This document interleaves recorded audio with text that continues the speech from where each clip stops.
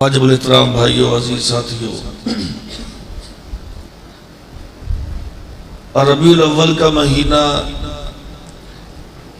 اس وجہ سے مشہور ہے، معروف ہے کہ اس مہینے میں نبی کائنات محمد رسول اللہ صلی اللہ علیہ وسلم تشریف لائے، اور یقیناً ہر مسلمان کو اس بات کی خوشی ہے۔ کوئی مسلمان کلمہ پڑھنے والا ایسا نہیں کہ جس کو اس بات پہ خوشی نہ ہو کہ رسول اللہ صلی اللہ علیہ وسلم ہمارے پاس تشریف لائے، اور اللہ رب العالمین نے یہ بہت بڑا ایمان والوں پر احسان کیا ہے، جس کی وضاحت خود قرآن مجید میں اللہ رب العالمین نے فرمائی کہ لَقَدْ مَنَّ اللَّهُ عَلَى الْمُؤْمِنِينَ اِذْ بَعَثَ فِيهِمْ رَسُولًا مِّنْ أَنفُسِهِمْ يَتْلُو عَلَيْهِمْ آيَاتِهِ وَيُزَكِّيهِمْ وَيُعَلِّمُهُمُ الْكِتَابَ وَالْحِكْمَةَ وَإِنْ كَانُوا مِنْ قَبْلُ لَفِي ضَلَالٍ مُبِينٍ۔ اللہ فرماتے ہیں کہ میں نے مومنوں پر ایک احسان کیا ہے، اور وہ احسان یہ ہے کہ میں نے ان مومنوں کے اندر، مسلمانوں کے اندر آخری رسول مبعوث کیا، آخری رسول بھیجا، اور پھر یہ رسول ہے بھی انہی کی آل اولاد میں سے، انہی کے خاندان میں سے، انہی کی جانوں میں سے ہے، یعنی ان کے معاملات کو، اونچ نیچ کو، ماحول کو، اور ان کے کلچر کو، تہذیب کو، ہر چیز کو اچھی طرح سمجھتا ہے۔ چونکہ ایک آدمی کسی دوسری زبان کا ہو، کسی دوسری قوم قبیلے کا ہو، اور ہمارے اس علاقے میں آ جائے تو اس کو سمجھنے کے لیے وقت چاہیے، ہمارا طور طریقہ سمجھنا، ہمارا بولنا چالنا سمجھنا، ہمارا تہذیب، کلچر، یہ چیزیں سمجھنے میں ٹائم لگتا ہے۔ اور دوسری زبان والا آدمی، مثلا اگر کوئی پختون آدمی، پشتو والا ہمارے یہاں پہ آ کے رہتا بھی ہے، آباد بھی ہو جاتا ہے، لیکن پھر بھی لہجے سے پتہ چل جاتا ہے کہ یہ بندہ مقامی نہیں ہے، یعنی اس کو لہجہ بھی اپنانے کے لیے بڑا وقت چاہیے، اور پھر وہ بندہ طور طریقے سے واقف ہوتے ہوتے ایک ٹائم لگاتا ہے، اور جو بندہ یہاں کا مقامی ہوگا اس کو وہ ٹائم نہیں لگے گا، وہ ہر آدمی کی نیچر کو، اس کی عقل کو، سوچ کو سمجھتا ہوگا، اور معاملات کو، لین دین کو، لوگوں کے ساتھ کیسے ڈیل کرنا ہے، کیسے بات کرنی ہے، یہ آدمی کس کیٹیگری کا ہے، یہ آدمی کس کیٹیگری، اس کو کیسے سمجھایا جائے گا، وہ ساری بات ایک مقامی آدمی اچھی طرح سمجھتا ہے۔ تو اسی لیے اللہ تبارک و تعالیٰ نے تمام انبیاء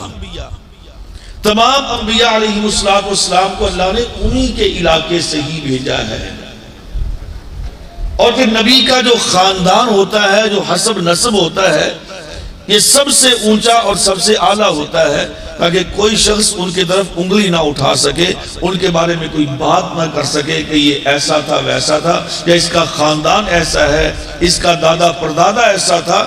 کوئی آدمی کسی نبی کے بارے میں انگلی نہ اٹھا سکے۔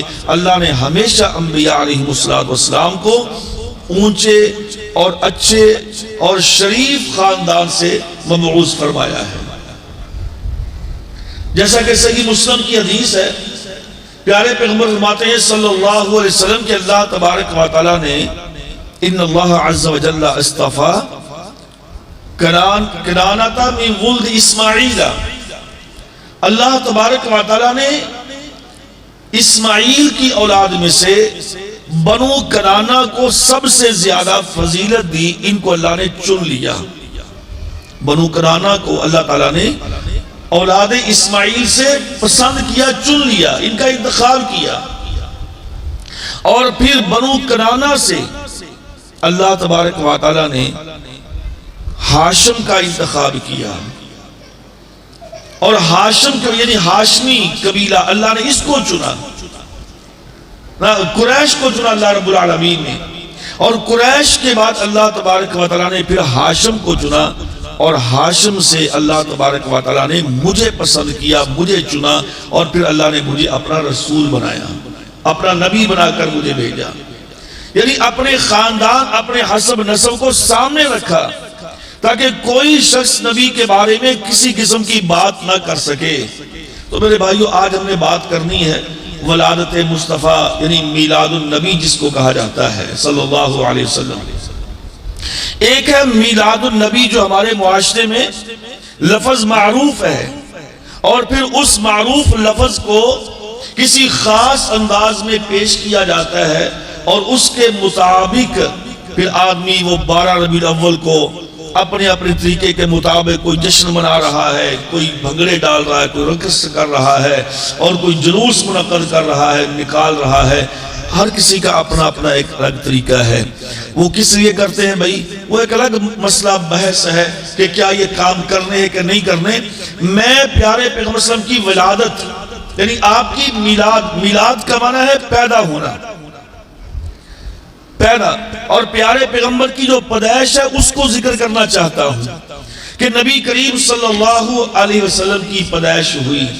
اور میں وہ بات کہنا چاہتا ہوں کہ بھائیو، یہاں پر بہت ساری ایسی روایات ہیں، بہت سارے ایسے واقعات ہیں، بہت ساری ایسی عرف عام، یعنی زبان میں، لوگوں کی زبان میں باتیں گردش کرتی ہیں کہ جن کا اسلام سے، جن کا تاریخ سے، اور جن کا اس واقعے سے کوئی تعلق نہیں ہے۔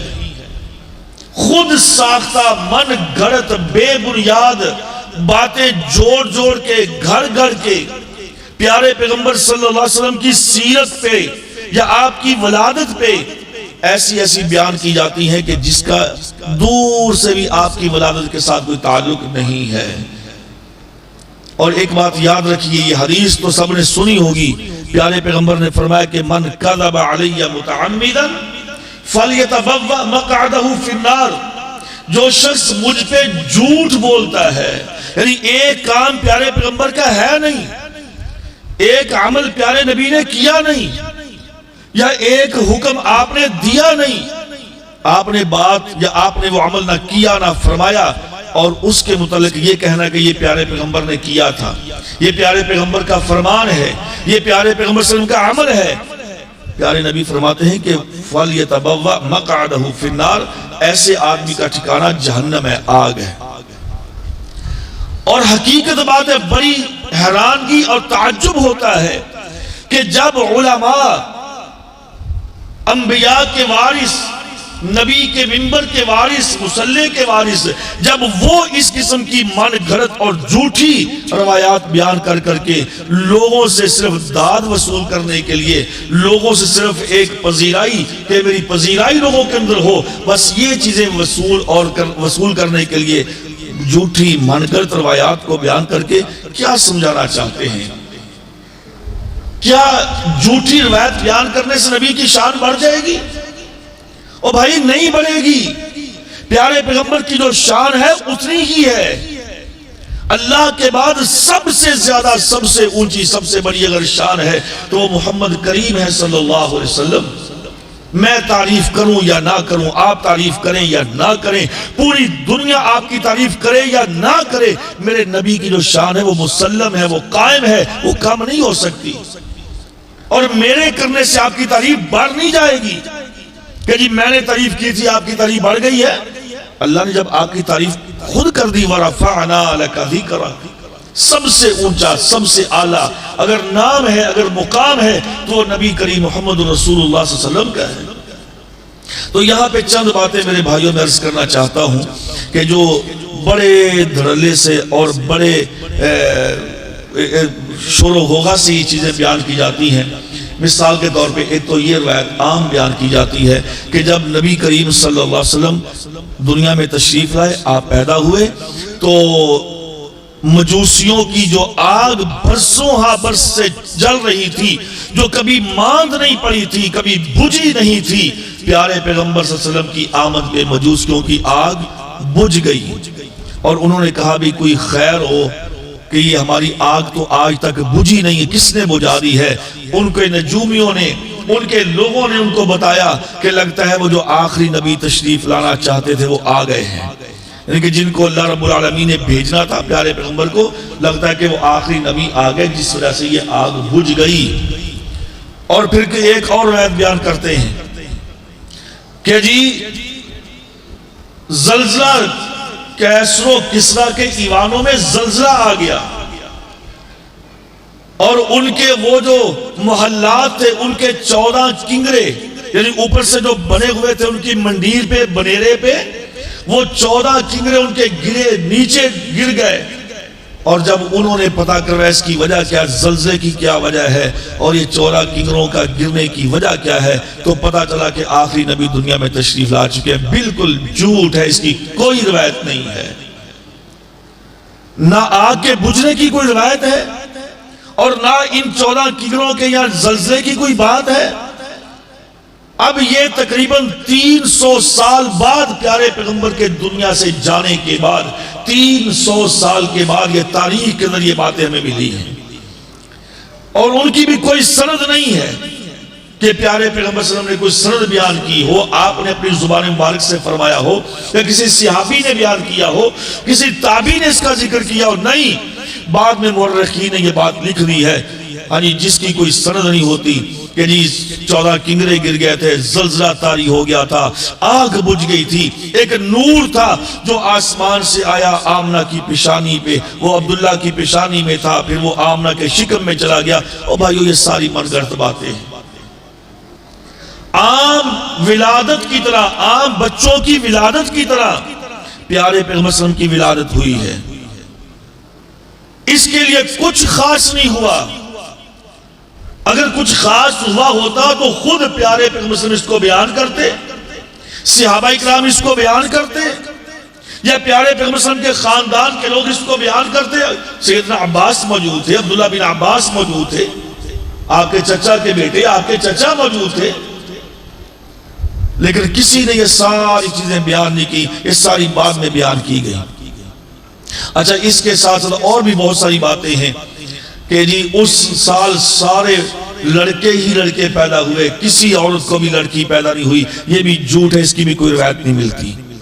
یہ ساری من گھڑت رہتے ہیں۔ اور اس سے بڑھ کر جو ہمارے خطبہ، ہمارے واعظین اس چیز کو بیان کرتے ہیں کہ حلیمہ سعدیہ رضی اللہ تعالیٰ عنہ تشریف لائی، اور انہوں نے آتے ہی، جبکہ ساری اور بھی عورتیں جو دودھ پلانے والی عورتیں تھیں جو باہر سے آئی تھی، وہ آئیں اور جو بھی آتی پوچھتی، آمنہ اس کا باپ تو فوت ہو چکا ہے۔ اچھا، تو اس سے ہمیں کیا ملے گا؟ کچھ بھی نہیں ملے گا، چھوڑ کے چلی گئی۔ ایک عورت آئی، وہ بھی چھوڑ کے چلی گئی، دوسری آئی، وہ بھی چھوڑ کے چلی گئی، کئی عورتیں آئیں، چھوڑ کے چلی گئیں۔ جب حلیمہ آئی تو حلیمہ آتے ہی پوچھتی ہے کہ آمنہ اس کا باپ تو فوت ہو چکا ہے۔ کوئی بات نہیں، اس کا چہرہ بتاتا ہے کہ یہ خود بڑا عزت والا ہے، یہ خود بڑی شان والا ہے، یہ خود بڑی عظمت والا ہے، مجھے ایسے ہی دے دو۔ کوئی ایسی بات نہیں ہوئی۔ خود حلیمہ سعدیہ خود بیان کرتی ہیں، صحیح بخاری کے اندر پورا واقعہ موجود ہے۔ کہتی ہیں میں لمبی تفسیر میں نہیں جانا چاہتا، کہتی میں اور میرا خاوند حارث، باقی عورتیں بھی آئیں مکہ میں۔ وہ 6 مہینے بعد، 4 مہینے بعد جب پتہ چل جاتا کہ مکہ میں کوئی 2-4 بچے پیدا ہوئے ہیں تو وہ آ جاتی، اور چونکہ اس وقت کے لوگ، مکہ ایک چھوٹا سا شہر تھا، اور اپنے بچوں کو دودھ پلانے کے لیے اور ان کی نشو و نما کے لیے کہ تاکہ ان کو اچھا ماحول مل سکے، اچھی نشو و نما مل سکے، وہ باہر دیہاتوں میں بھیجتے تھے۔ کھلی فضا ہوتی ہے، اچھا ماحول ہوتا ہے، اور ان کی نشو و نما وہاں پہ اچھی ہوگی۔ تو ایسے ہی 6 مہینے بعد، 7 مہینے بعد، 2 مہینے بعد خواتین وہ چکر لگاتی رہتی تھی شہروں کی، کہتی ہم بھی آئے، باقی عورتیں بھی آئیں، اور باقی عورتیں بھی آئیں، ہم بھی آئے، ساری عورتوں نے چکر لگا لیا، میں بھی گئی۔ مجھے بھی پتا چلا کہ عبد المطلب جو ہے سردار مکہ کا، اس کا پوتا پیدا ہوا ہے۔ میں بھی گھر میں گئی، پوچھا، حلیمہ سے بات چیت ہوئی، اس نے کہا اس کا باپ تو فوت ہو گیا ہے۔ کہتی میں بھی چھوڑ کے آ گئی، صحیح بخاری کی حدیث ہے۔ کہتی میں نے بھی چھوڑ دیا، میں نے کہا اس کا تو باپ فوت ہے کہ مجھے کیا دے گا؟ خالی چھوڑ کے آ گئی اپنے خیمے میں جہاں پہ پڑاؤ کیا ہوا تھا، اور رات وہاں پہ گزاری. صبح کو جب واپس جانے لگے اپنے علاقے میں، اپنے قبیلے میں، میرے ساتھ جو 2-4 اور عورتیں آئی تھی، ان سب کو ایک ایک بچہ مل گیا. انہوں نے وہ اپنی گود میں لے لیا اور معاوضہ طے کر لیا کہ ہم آپ کے بچے کو دودھ پلائیں گے، اس کے بدلے میں اتنے اونٹ یا بکریاں یا اتنے درم و دینار ہمیں ملنے چاہیے. ایک معاوضہ تھا، وہ طے کر لیا. اب ساری عورتوں کے پاس بچے موجود تھے اور میں اکیلی تھی جس کے پاس کوئی بھی بچہ نہیں تھا. مجھے ملا ہی کوئی نہیں. جو بچے تھے مدینہ میں اور مکہ میں دودھ پینے والے چھوٹے بچے، وہ سب لے لیے عورتوں نے. اب پیچھے کوئی بچہ باقی بچا ہی نہیں تھا. جب صبح ہم جانے لگے اپنے واپس قبیلے میں، تو میں نے اپنے خامد حارث سے یہ بات کہی، اللہ کے بندے خالی جائیں گے؟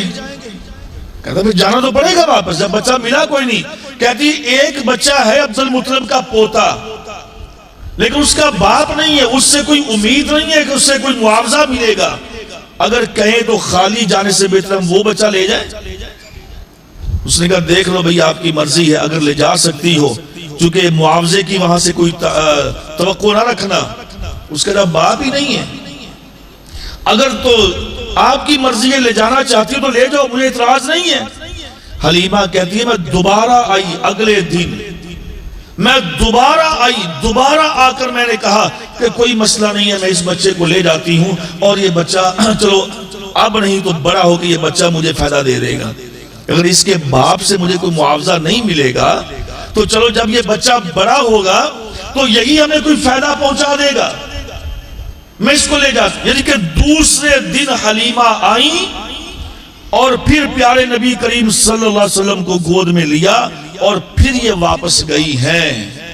اب یہاں پہ میرے بھائیوں ہم اس پر اتنی اس بڑے بڑے اشعار بھی پڑھ دیتے ہیں.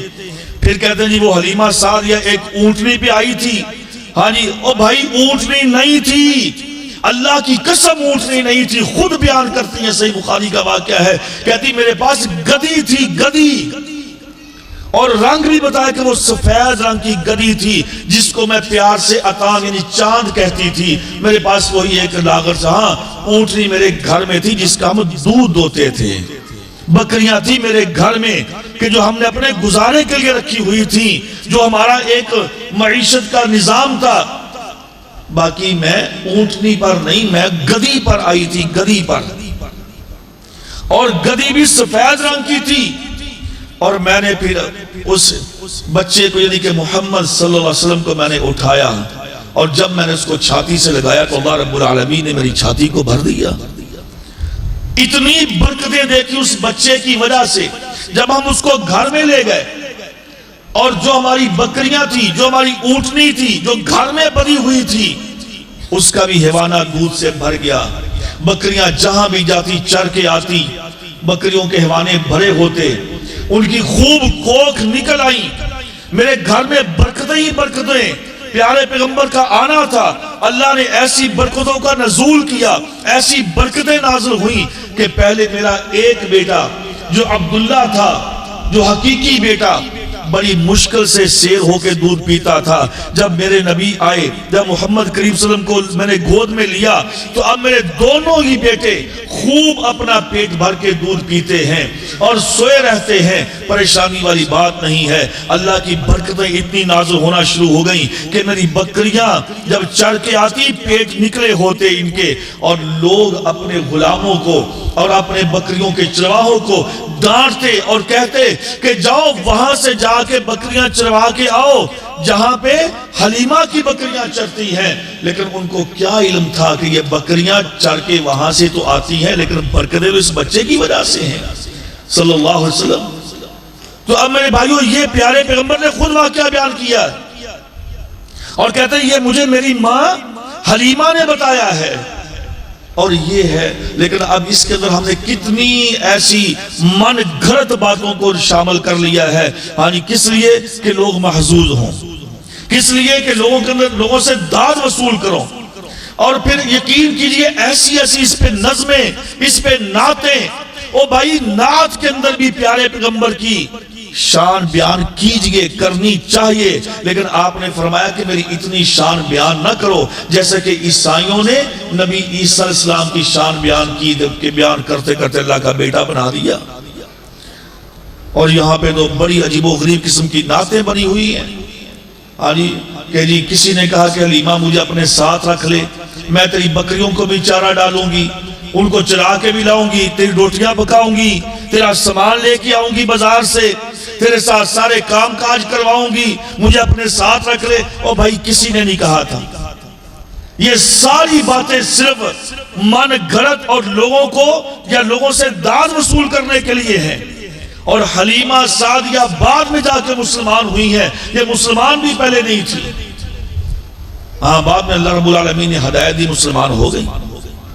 تو باہر کہ میرے پیارے پیغمبر دنیا میں تشریف لائے، آپ کے آنے سے اللہ فرماتے ہیں کہ وَإِن كَانُوا مِن قَبْلُ لَفِي ضَلَالٍ مُبِينٍ، جو اندھیرے تھے، جو شرک تھا، جو بدعات تھی، جو خرافات تھی، جو رسم و رواج تھے، جو اللہ کے علاوہ غیر اللہ کی پوجا تھی، جو آپس کے اندر دشمنیاں چل رہی تھی، جو آپس میں قتل و غارت تھی، جو چوری ڈکیٹی تھی، جو نظام درم برم ہو چکا تھا کہ جس مکہ میں کوئی پوچھنے والا نہیں ہوتا تھا، جس کے بارے میں قرآن مجید فرماتا ہے کہ وَإِذَا الْمَوْءُودَةُ سُئِلَتْ، بچیوں کو زندہ درگور کیا جاتا تھا، دشمنیاں، قتل و غارت نسل در نسل چلتی تھی۔ میرے پیارے پیغمبر نے آ کے ان سب کا سدباب کیا، لوگوں کی تربیت کی۔ وَيُعَلِّمُهُمُ الْكِتَابَ وَالْحِكْمَةَ، رب کہتا ہے میرے نبی نے آ کے تمہیں کتاب سکھائی۔ وہ کون سی کتاب ہے؟ یہ قرآن مجید ہے، یہ وہ قرآن ہے جس نے ہماری تربیت کی، ہماری نسلوں کی تربیت کی، ہماری دنیا ہمیں سکھلائی اور ہماری آخرت کی توجہ دلائی، اور ہماری آخرت میں آنے والے جو پیش واقعات ہیں ان کے متعلق ہماری رہنمائی کی۔ یہ اس کتاب نے ہمیں سکھایا۔ وَالْحِكْمَةَ، اور نبی صلی اللہ علیہ وسلم نے حکمت یعنی دانائی، اور محدثین ائمہ حدیث سب کا اس بات پہ اتفاق ہے کہ والحکمت سے مراد حدیث ہے۔ میرے نبی کی جو حدیث، میرے نبی کا جو عمل، میرے نبی کا جو کردار، میرے نبی کا جو فعل ہے، میرے نبی کا جو حکم ہے، میرے نبی کی ساری لائف، ساری زندگی یہ ہمارے لیے حکمت سے بھری ہوئی ہے، حکمت سے بھرپور ہے۔ ہم اس سے رہنمائی حاصل کریں، ہم اس سے دانائی حاصل کریں۔ یقین کیجئے دنیا میں بڑے بڑے دانشور ہیں، دنیا میں بڑے بڑے فلاسفر ہیں، دنیا میں بڑے بڑے ذہین اور فقیر آئے ہیں، آتے رہیں گے، لیکن میرے نبی سے بڑھ کر کوئی بھی نہیں ہے اور نہ کوئی آ سکتا ہے، چونکہ اللہ رب العالمین نے ساری صفات جو ایک انسان کے اندر ہونی چاہیے اور جس کے ساتھ اکمل انسان بنتا ہے، وہ ساری صفات اللہ رب العالمین نے میرے پیارے پیغمبر صلی اللہ علیہ وسلم کے اندر داخل فرما دی تھی۔ کوئی ایک ایسی صفت جو میرے نبی کے اندر موجود نہ ہو۔ میرے نبی کا مقام اور شان و عظمت اور آپ کا تذکرہ اور آپ کی اہمیت، میرے بھائیوں، میرے نبی کی اہمیت تو اتنی ہے، یقین کیجئے عیسائی ہیں، یہودی ہیں، اللہ کو مانتے ہیں، اللہ کی پوجا کرتے ہیں، کافر کیوں ٹھہرائے کہ نبی کا انکار کیا، آخری نبی کو نہیں مانا، میرے نبی کا کلمہ نہیں پڑھا تو کافر ٹھہرے، میرے نبی کی بات نہیں مانی تو کافر ٹھہرے، میرے نبی کے پیچھے نہیں چلے تو مشرک بنے، میرے نبی کے پیچھے نہیں چلے تو جہنم میں گئے، میرے نبی کی بات کو نہیں مانا، اللہ نے دھتکار دیا، رب نے ان کو جہنم کا بالن، جہنم کا ایندھن بنا دیا کہ جب تم میرے نبی کی بات کو نہیں مانو گے، میرے نبی کے پیچھے نہیں چلو گے، اگر تم مجھے راضی کرنا چاہتے ہو، اگر میری محبت چاہتے ہو تو فَاتَّبِعُونِي يُحْبِبْكُمُ اللَّهُ، پہلے میرے نبی کے ساتھ محبت کرو، نبی کی اتباع کرو، نبی کی فرما برداری کرو، نبی کی پیروی کرو، جو نبی نے کہہ دیا بس اسی کو لے لو، جس سے روک دیا اس سے رک جاؤ، اگر تم یہ کام کر لو گے تو اللہ پھر تم سے محبت کرے گا۔ تو میرے بھائیوں، میرے پیارے مسلم کی ولادت اچھا اب ہوئی کس تاریخ کو ہے، اس پہ اختلاف ہے۔ کسی نے کہا بلکہ عبد القادر جیلانی رحمہ اللہ، جن کو 11ویں والا پیر بھی کہتے ہیں، پیران پیر کا جن کو لقب دیا گیا ہے، جن کو غوث کا لقب دیا گیا ہے، پہلی بات یہ ہے کہ یہ لقب ان کے لیے جائز نہیں ہے۔ عقیدے کی بات کرتا ہوں بھائی، بات سیدھی ہے، یہ پیران پیر کہنا عبد القادر جیلانی رحمہ اللہ کو یہ لقب ان کے لیے صحیح نہیں ہے، غوث کہنا لقب صحیح نہیں ہے، چونکہ یہ سارے وہ القاب ہیں پیران پیر محمد رسول صلی اللہ علیہ وسلم کے علاوہ اور کوئی نہیں ہے۔ غوث ایک اللہ کی ذات ہے، اللہ کے علاوہ کوئی غوث نہیں ہے۔ دستگیر اللہ کی ذات ہے، رب کے علاوہ کوئی دستگیر نہیں ہے۔ عبد القادر جیلانی رحمہ اللہ علیہ وہ لکھتے ہیں کہ پیارے نبی کریم صلی اللہ علیہ وسلم 10 محرم کو پیدا ہوئے۔ 10 محرم کو، ربیع الاول کی بات نہیں کر رہا، محرم کی بات کر رہا ہوں۔ عبد القادر جیلانی رحمہ اللہ کہتے ہیں کہ پیارے نبی محمد کریم صلی اللہ علیہ وسلم دنیا میں تشریف لائے محرم کو، اختلاف ہے۔ اور سیرت ابن حشام والوں نے لکھا اور دیگر سیرت کی کتابوں نے، کسی نے 8 کا ذکر کیا ربیع الاول کا، کسی نے 9 کا کیا، کسی نے 12 کا کیا، کسی نے 5 کا کیا، کسی نے 8 کا کیا، یعنی کہ ہر مورخ نے اپنی اپنی تحقیق کے مطابق پیارے پیغمبر صلی اللہ علیہ وسلم کی تاریخ جو ولادت ہے اس کا ذکر کیا۔ اور جس پہ اتفاق کیا جا رہا ہے وہ 9 ربیع الاول کی تاریخ ہے، چونکہ سوموار کا دن، یہ تو حدیث واضح صحیح مسلم کے اندر موجود ہے۔ پیارے پیغمبر صلی اللہ علیہ وسلم نے فرمایا کہ میں سوموار کو روزہ رکھتا ہوں۔ اس کی 2 وجوہات ہیں۔ ایک تو اس کی وجہ یہ ہے کہ سوموار کے دن ہر بندے کے عمل اللہ کے ہاں پیش ہوتے ہیں۔ سوموار کے دن ہر بندے کے عمل اللہ کے ہاں پیش ہوتے ہیں، اور میں چاہتا ہوں کہ جب اللہ کے پاس میرے عمل جائیں تو میں روزے کی حالت میں ہوں۔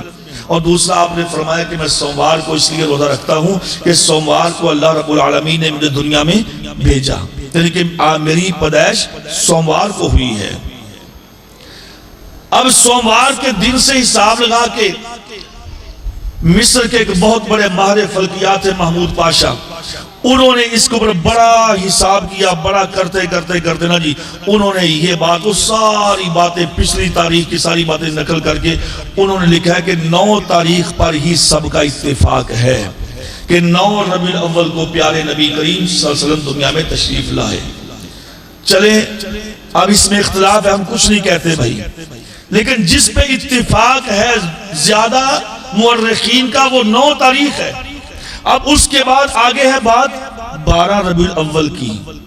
12 ربیع الاول کو میرے بھائیوں نبی کریم صلی اللہ علیہ وسلم دنیا سے تشریف لے گئے، اور اس پہ کسی کا کوئی اختلاف نہیں ہے، اس پہ کسی کا کوئی اختلاف نہیں۔ ایک سادہ سی بات ہے، سادہ سا سوال ہے، ہر بندہ سوال کرتا ہے، پوچھتا ہے، ہر کتاب میں ہر جگہ پہ یہ بات معروف ہے۔ ہاں جی پیارے نبی کریم صلی اللہ علیہ وسلم کی عمر کتنی ہے؟ کہتے ہیں جی 63 سال۔ آپ مکہ میں کتنا عرصہ رہے؟ جی آپ مکہ میں 40 سال نبوت سے پہلے اور 13 سال بعد، یعنی کہ 53 سال آپ مکہ میں ٹھہرے۔ اور مدینہ میں کتنے ٹھہرے جی؟ مدینہ میں آپ 10 سال ٹھہرے۔ کتنی آپ کی عمر ہوئی؟ 63 سال۔ اس کا مطلب ہے کہ 63 سال جب آپ کی عمر ہوئی اس کے بعد آپ کہاں گئے؟ اس کے بعد آپ کدھر گئے؟ اب یہاں پہ کہتے ہیں جی کچھ کہتے ہیں جی پردہ پا گئے، پردے میں چلے گئے۔ میرے بھائیوں پردے کی جو ڈیفینیشن ہے، پردہ کس کو کہتے ہیں یہ ہر بندہ سمجھتا ہے، جانتا ہے۔ اب یہ خام خواہ اپنے ذہن کو مطمئن کرنا، اپنے آپ کو اطمینان دلانے کے لیے کہ جی پردہ ڈال گئے۔ بھئی ایک طرف دیکھیں بات کیسی عجیب ہے، سادہ سی بات ہے۔ شیطان جو ہوتا ہے نا، شیطان یہ ایسا ذہن کے اوپر وار کرتا ہے کہ بندے کو سمجھ ہی نہیں آتی کہ میں کیا کہہ رہا ہوں کیا نہیں کہہ رہا۔ ایک طرف تو ہم یہ بات کہیں کہ نبی کریم صلی اللہ علیہ وسلم حاضر ناظر ہیں، آپ موجود ہیں، آپ ہماری باتوں کو دیکھتے ہیں، سنتے ہیں۔ اور ایک طرف ہم کہیں کہ آپ دنیا سے چلے گئے۔ اچھا نہیں چلے نہیں گئے، پردہ ڈالا آپ نے، پردہ کیا، پردے میں پر چلے گئے۔ اور دوسری طرف ہم کہتے ہیں کہ پیارے پیغمبر صلی اللہ علیہ وسلم نور ہیں۔ نور کی تو میرے بھائیوں ولادت ہوتی نہیں ہے۔ جبریل نور ہے، ملک الموت جس کو اسرائیل کہتے ہیں نور ہے، اسرافیل میکائیل یہ سارے نبی یہ سارے فرشتے نور ہیں۔ اب یہ جتنے بھی نوری فرشتے ہیں، جبریل ہے، میکائیل ہے، اسرافیل ہے، یا دیگر جتنے بھی اللہ کے فرشتے جن کا آپ کو نام نہیں آتا، یہ سب نوری ہیں۔ اللہ تبارک و تعالیٰ نے ان کو کب پیدا کیا؟ کسی کے پاس ان کی تاریخ پیدائش نہیں ہے۔ کس تاریخ کو پیدا ہوئے، کون سا سن تھا، کون سی ہجری تھی، کون سا عیسوی سن تھا، کون سا بکروی سن تھا، کون سا وہ مہینہ تھا، کون سی تاریخ تھی، کوئی دنیا کا فرد یہ بتا نہیں سکتا کہ جبریل کی تاریخ پیدائش کیا ہے، کیونکہ وہ نوری ہے، وہ نوری ہے، نوری کی تاریخ پیدائش کا ہمیں علم نہیں۔ اور دوسری بڑی بات، جو نوری ہوتا ہے نا، جو نوری ہوتا ہے اس کا خاندان نہیں ہوتا۔ اب جبریل کا باپ کون ہے، اس کی ماں کون ہے، اس کا کوئی بھائی بہن، اس کی کوئی بیوی، اس کا کوئی خاندان کوئی ہے نہیں ہے۔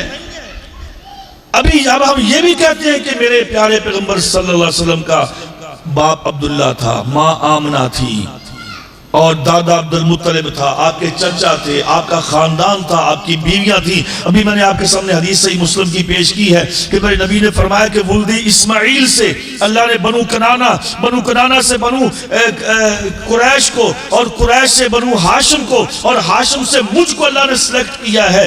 یہ خاندان ہے، اور نوری کا خاندان نہیں ہوتا، نوری تنہا ہے۔ لیکن اگر کہیں ہم نہیں جی نہیں مولوی صاحب، اس کا مطلب یہ نہیں کہ پیارے پیغمبر نوری خاندان سے ہیں۔ اچھا، اس کا مطلب کیا ہے؟ اس کا مطلب یہ کہ آپ نور میں یعنی سب سے اعلیٰ ہیں۔ او بھائی، اس میں تو اعتراض ہی نہیں ہے۔ پیارے پیغمبر صلی اللہ علیہ وسلم نوریوں سے اعلیٰ ہیں، نوریوں سے اعلیٰ، چونکہ اللہ تبارک و تعالیٰ نے جو آپ کو مقام دیا ہے، جو آپ کو عظمت دی ہے۔ اب بات لمبی ہو جائے گی، آپ کی شان، آپ کی عظمت ہوئی ہے کہ کوئی نبی بھی، نبی آدم سے لے کر نبی عیسیٰ علیہ السلام تک کوئی نبی بھی پیارے پیغمبر صلی اللہ علیہ وسلم کے مقابلے میں نہیں ہے۔ اللہ نے صاف کہا تھا وَإِذْ أَخَذَ اللَّهُ مِيثَاقَ النَّبِيِّينَ لَمَا آتَيْتُكُم مِّن كِتَابٍ وَحِكْمَةٍ ثُمَّ جَاءَكُمْ رَسُولٌ مُصَدِّقٌ لِّمَا مَعَكُمْ۔ اے میرے انبیاء کی جماعت، تمہیں میں دنیا میں بھیج رہا ہوں، میں تمہیں دنیا میں مبعوث کر رہا ہوں اور کروں گا۔ اگر تم میں سے کسی ایک نبی کے ہوتے ہوئے میرا آخری نبی دنیا میں تشریف لے آئے تو تم نے اپنی نبوت کو سائڈ پہ کر دینا ہے، اپنی نبوت کو چھوڑ دینا ہے۔ تم نے کیا کرنا ہے؟ لَتُؤْمِنُنَّ بِهِ وَلَتَنْصُرُنَّ، تم نے میرے نبی آخری کے ساتھ ایمان لانا ہے، اور تم نے اس کے ساتھ تعاون کرنا ہے، یعنی اس کے ساتھ میدانوں میں جا کے جہاد، وَلَتَنْصُرُنَّ، اس کی مدد کرنی ہے۔ مدد سے مراد کیا ہے؟ اس کے ساتھ مل کے کافروں کا مقابلہ کرنا ہے، جہاد کرنا ہے۔ اب کوئی نبی پیارے پیغمبر صلی اللہ علیہ وسلم کے مقابلے میں نہیں ہے، تو بھائی نہ کوئی انسان، نہ کوئی نوری، نہ کوئی بشر، نہ کوئی چھوٹا، نہ کوئی بڑا، نہ کوئی ولی، نہ کوئی بھی میرے نبی کا مقابلہ نہیں کر سکتا۔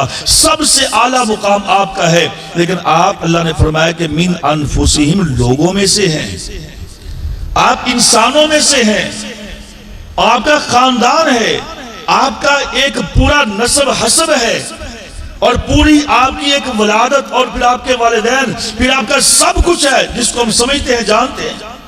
اس لیے نبی کریم صلی اللہ علیہ وسلم کا اللہ رب تعالیٰ نے جو ایک مقام بنایا ہے وہ ساری کائنات سے، آپ نے خود فرمایا، آپ نے فرمایا میں ایک دفعہ لیٹا ہوا تھا تو دو فرشتے آئے انسانی شکل میں، ایک نے کہا کہ یہ کون ہے، دوسرے نے کہا یہ محمد ہے صلی اللہ علیہ وسلم۔ انہوں نے کہا چلو اس کا وزن کرتے ہیں۔ ایک پلڑے میں مجھے بٹھایا اور ایک پلڑے میں ایک عام آدمی کو بٹھا دیا۔ جب ترازو اٹھایا تو آپ نے فرمایا کہ میرا پلڑا بھاری نکلا۔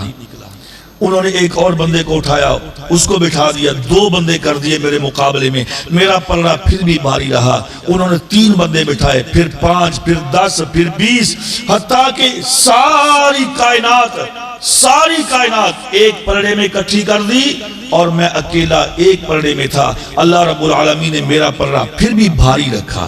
آپ کی تو شان یہ ہے، آپ کا تو مقام یہ ہے کہ آپ کے مد مقابل کوئی آنے کا سوچ بھی نہیں سکتا، اور کوئی ہے ہی نہیں، کوئی آئے کیسے جب رب نے کوئی بنایا ہی نہیں ہے، تو آپ کے مقابلے میں کون ہو سکتا ہے؟ لیکن میرے بھائیوں، پیارے پیغمبر صلی اللہ علیہ وسلم کی ولادت کے موقع پہ من گھڑت موضوع اور خود ساختہ یہ باتیں، روایتیں بیان کرنے سے آپ کی شان میں کوئی بڑھوتری نہیں ہو جائے گی۔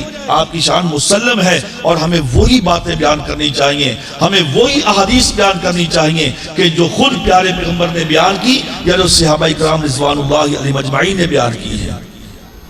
اچھا، اس کے بعد ایک اور بات جو بڑی مشہور ہے، بیان کی جاتی ہے، شاید میں نے پہلے بھی یہ بیان کی ہے، کہ کہتے ہیں کہ جی ابو لہب نے جب اس کو یہ خبر ملی کہ تیرے بھائی عبداللہ کے گھر میں بیٹا پیدا ہوا ہے، تو ابو لہب نے کیا کہا، اچھا، اس خوشی میں اس نے اپنی لونڈی سویبہ کو آزاد کر دیا۔ یہ سویبہ لونڈی وہ ہے جس نے چند دن پیارے نبی کے وسلم کو دودھ بھی پلایا تھا۔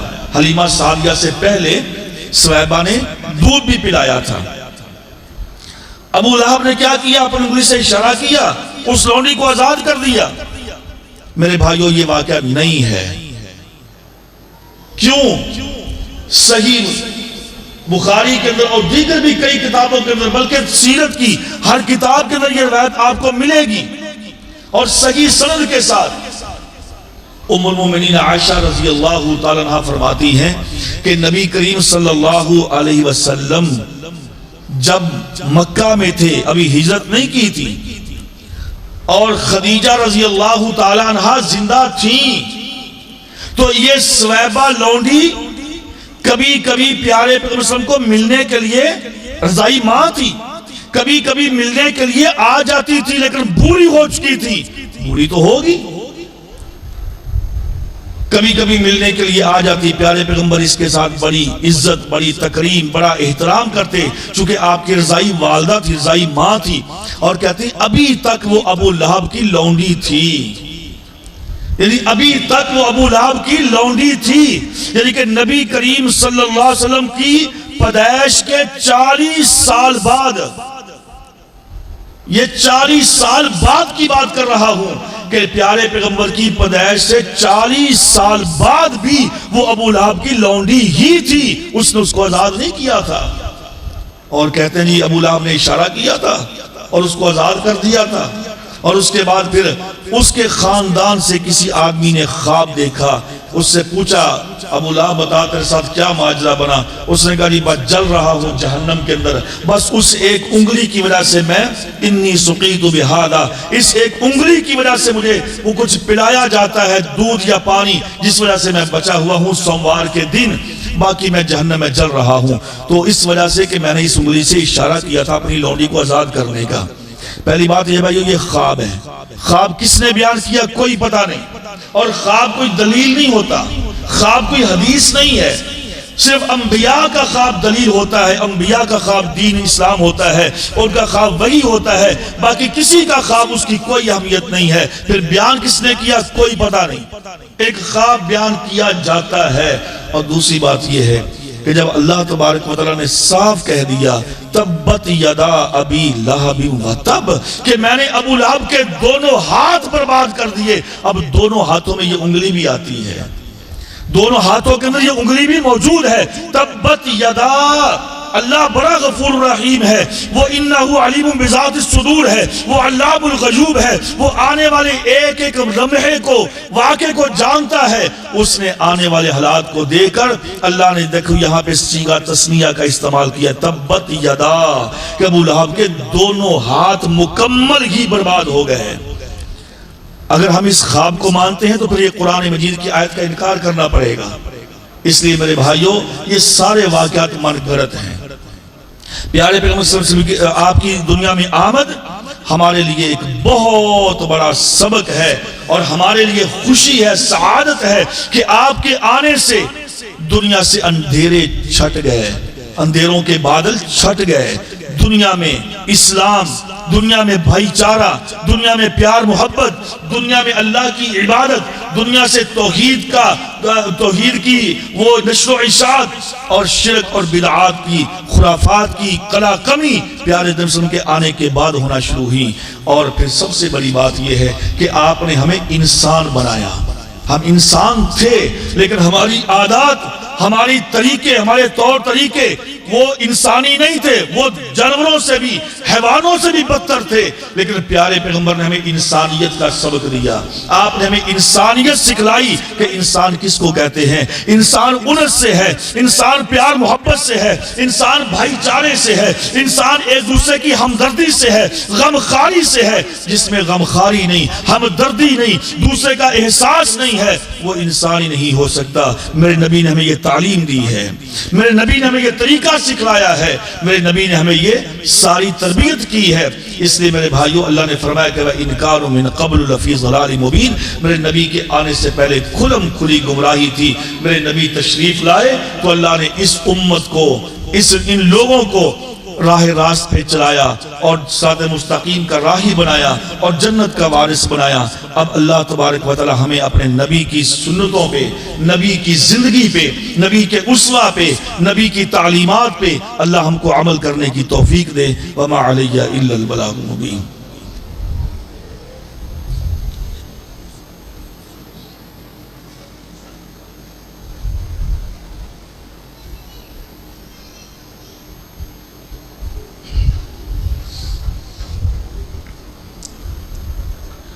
إن الحمد لله نحمده ونستعينه ونستغفره ونعوذ بالله من شرور أنفسنا ومن سيئات أعمالنا من يهده الله فلا مضل له ومن يضلل فلا هادي له وأشهد أن لا إله إلا الله وحده لا شريك له وأشهد أن محمدًا عبده ورسوله اللهم صل على محمد وعلى آل محمد كما صليت على إبراهيم وعلى آل إبراهيم إنك حميد مجيد اللهم بارك على محمد وعلى آل محمد كما باركت على إبراهيم وعلى آل إبراهيم انکا حمید مجید۔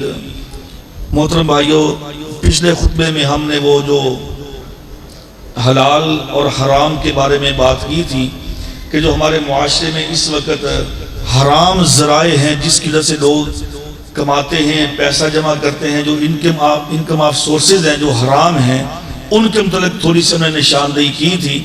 تو یہ چونکہ ربیع الاول کا مہینہ تھا، اس مناسبت سے یہ چند باتیں کرنا ضروری سمجھا۔ تو انشاءاللہ آئندہ جمعے سے ہم دوبارہ پھر اپنے اس حلال اور حرام کے جو ٹاپک کو آگے چلائیں گے، کیونکہ بہت ساری ایسی چیزیں ہیں میرے بھائیوں کہ جو ہماری زندگی میں، ہماری لائف کے اندر وہ چیزیں موجود ہیں، لیکن وہ ذریعہ حرام کا ہے۔ یقین کیجئے ایسے اس سود نے اور حرام کاری نے ہمارے اندر سروائیو کیا ہے نا کہ ہم حیران ہیں کہ کیا یہاں پر یہ بھی چیز حرام ہے، یہ بھی چیز حرام ہے، اور اس پر بڑے بڑے لوگ جو ہیں وہ مصر ہیں اور پھنسے ہوئے ہیں کہ نہیں یہ حلال ہے جی، خیر چلن دیو۔ تو میرے بھائیو، جب تک ہماری زندگی کے اندر اور ہماری لائف میں اگر ہماری جو زندگی نا اس میں حرام کا لقمہ ہے نا، حرام کا لقمہ ہے، تو ہماری نماز، ہمارا روزہ، ہمارا جو بھی عمل ہے اللہ کے ہاں قابل قبول نہیں ہوگا۔ پیارے پیغمبر صلی اللہ علیہ وسلم نے فرمایا کہ ایک آدمی بیت اللہ میں کھڑا ہو کے وہ دعائیں کرے، روئے، پیٹے، چلائے، چیخے اور اللہ سے کہے کہ یا اللہ مجھے معاف کر دے، تو اللہ اس بندے کو معاف نہیں کرتا جس کا کھایا پیا پہنا حرام کا ہوگا۔